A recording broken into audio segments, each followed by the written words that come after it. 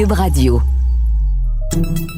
Salut, c'est Charles Dran avec l'équipe dans 5 minutes. On s'intéresse aux sciences, à l'histoire et à l'actualité. Aujourd'hui, on parle d'intelligence artificielle et d'animaux.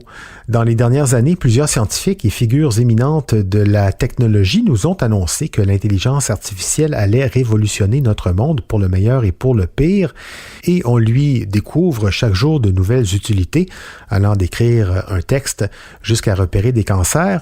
Et chez les biologistes, on pense que l'intelligence artificielle pourrait leur permettre de comprendre le langage des animaux, mais aussi donc, subséquemment, de communiquer avec les animaux.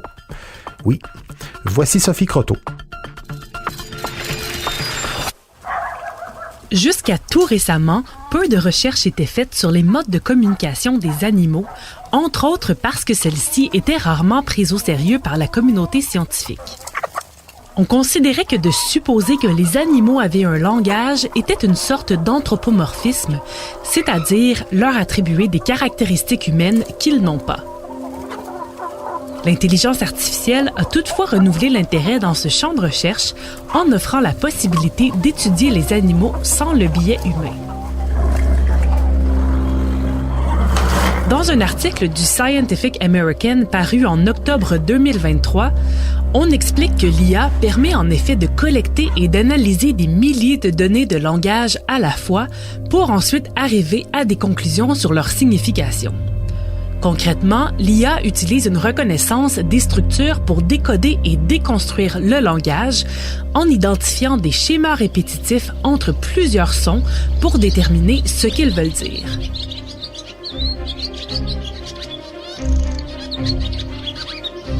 Elle permet aussi de séparer les sons des uns et des autres, comme il est généralement difficile de capturer un seul animal individuellement sans enregistrer tout le bruit qui l'entoure. On ajoute même une couche de données supplémentaires en analysant non seulement la vocalisation, mais aussi les mouvements qui y sont associés. Parce que, comme c'est le cas chez les humains, la communication ne passe pas seulement par les mots, mais aussi par les gestes qui les accompagnent.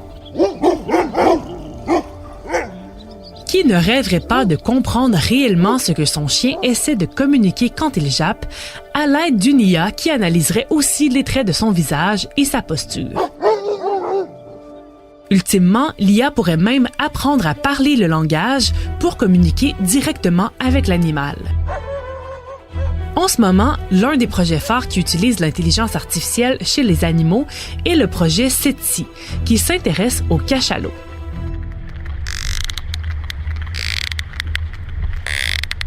À l'aide d'équipements sous-marins, l'équipe enregistre et traduit les communications sonores et les mouvements des cachalots qui habitent dans les Caraïbes.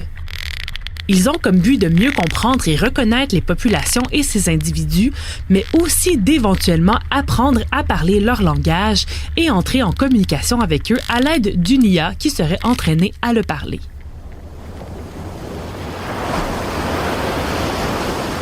L'intelligence artificielle est aussi utilisée auprès d'animaux en voie d'extinction, comme la corneille d'Hawaï, qui est disparue de son environnement, mais qu'on garde en captivité depuis une vingtaine d'années. En étudiant son langage et en le comparant à celui qu'elle utilisait avant de disparaître de son habitat, on pourrait possiblement comprendre pourquoi sa réinsertion dans la nature ne fonctionne pas. D'autres applications sont aussi entrevues. Par exemple, on pourrait l'utiliser auprès des animaux de ferme pour réellement évaluer leur niveau de bien-être, un besoin criant lorsqu'on parle d'animaux qui servent ensuite à la consommation humaine. Du côté des animaux de laboratoire, on commence déjà à implémenter des intelligences capables d'évaluer les changements de comportement des animaux et des insectes qu'on étudie, ce qui permet d'être plus juste dans l'analyse, mais aussi d'étudier plus d'individus à la fois. Par contre, plusieurs problèmes se pointent déjà à l'horizon. D'abord, comme c'est l'IA qui fait tout le travail d'analyse, il est difficile de déterminer si ses conclusions sont justes.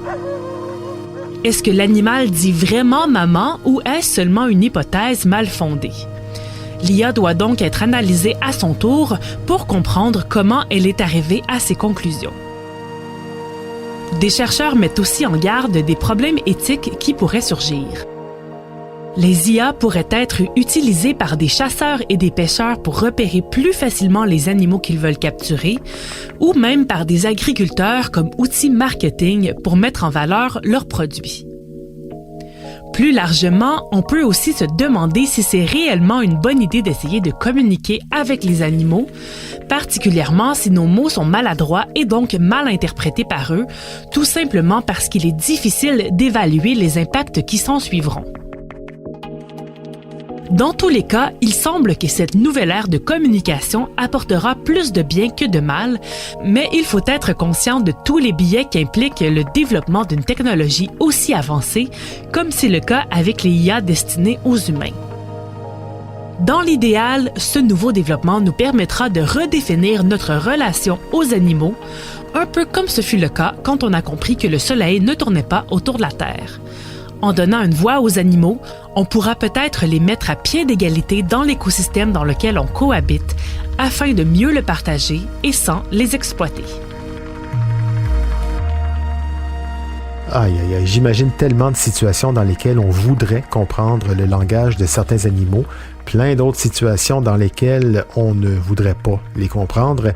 Et pareil pour eux, j'imagine qu'ils voudraient bien comprendre certains de nos comportements les plus destructeurs. Aïe, aïe. J'imagine qu'une conversation en plus avec un chien n'aurait pas non plus la même teneur ni les mêmes conséquences qu'une conversation avec un pigeon, un rat ou un saumon d'élevage. Merci Sophie Croteau, c'était en 5 minutes.